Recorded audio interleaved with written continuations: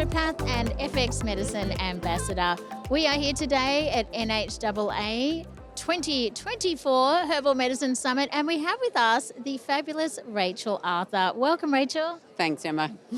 Now, you have been speaking this weekend. What have you been speaking about? What is your presentation involved?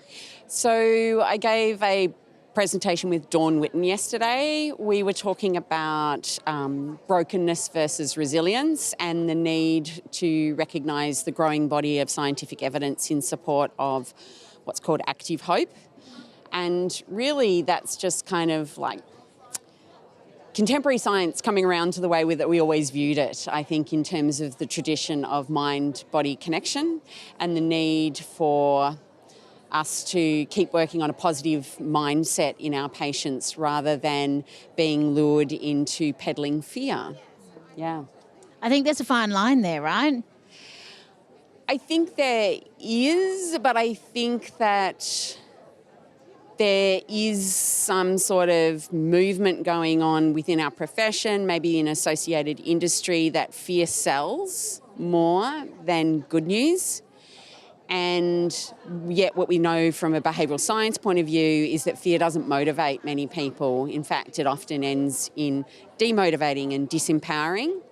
So trying to get the most out of our medicines also involves facilitating the right mindset in our patients, and that's helping them to see their agency, getting them to recognise their pathways, making goals that are attainable, and not giving them the sense that something is happening to them that is beyond their control because of their genes, because of a toxic environment that is irrefutable.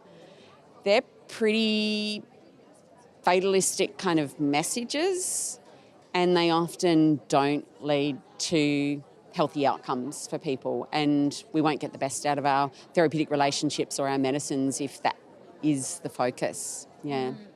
Really interesting.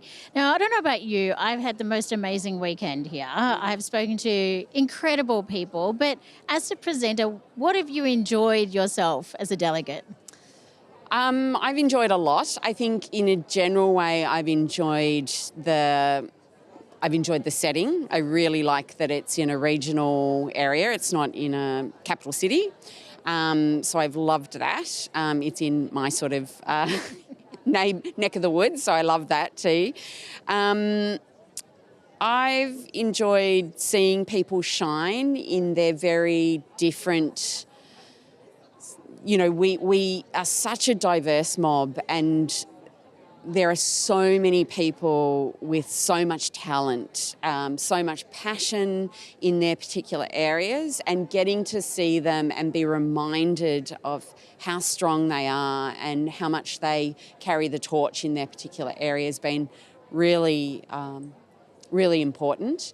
I've just come out of a talk from Monica Francia, I never say her surname correctly. She's a grassroots herbalist from Tasmania. She came up through the Gould's Apothecary. She's farming, growing, processing, practicing. She had a really powerful message for all of us, I think, about supply, transparency of supply, and getting back to having relationality with our plant medicines. I thought that was really, really good message. That was really powerful.